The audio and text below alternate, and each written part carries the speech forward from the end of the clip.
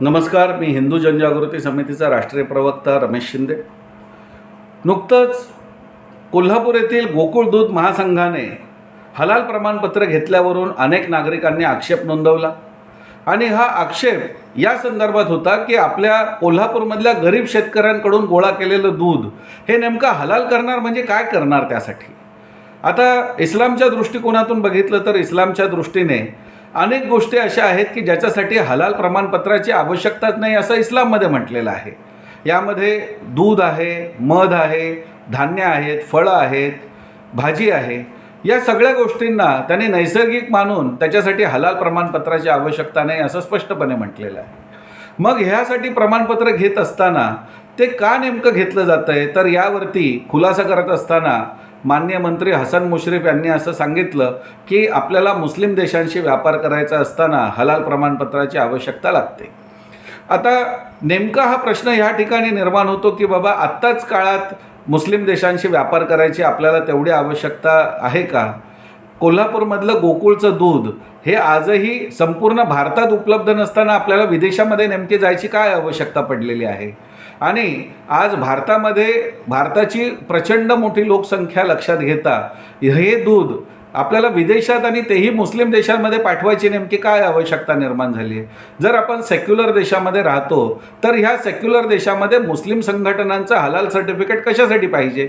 जर तुम्हाला फ्लेवर्ड दूध आहे म्हणून जर त्यासाठी हलाल सर्टिफिकेट पाहिजे असेल तर त्यासाठी FSSAIचं भारत सरकारचं सर्टिफिकेट आहे ना, की ज्यात सगळ्या गोष्टींचा उल्लेख आहे, ते पदार्थ शाकाहारी आहे की मांसाहारी आहे हे त्याच्यावरती ग्रीन डॉट देण्याचं सगळ्या गोष्टी खुलासा केला जात असताना हलाल सर्टिफिकेट नेमकं गोकुळने का खरेदी केलं पाहिजे, का घेतलं पाहिजे आणि ह्यातून नेमका कशासाठी पैसा पुरवला जातोय? कारण जमियत उलेमा हिंद ही भारतातली जी संस्था आहे जी हलाल सर्टिफिकेट देण्याचा व्यवसाय करते, ही संस्था देवबंद इथली उत्तर प्रदेशमधली असून तिच्यावरती अनेक आरोप झालेले आहेत। त्या आरोपांमध्ये आतंकवाद्यांना तुरुंगातून मुक्त करण्यासाठी न्यायालयांच्या द्वारे वकिलांची फौज उभी करणं, त्या वकिलांच्या महागड्या फीज ज्या आहेत तर त्या भरणं, अशा प्रकारचा देखील आरोप त्यांच्यावरती आहे।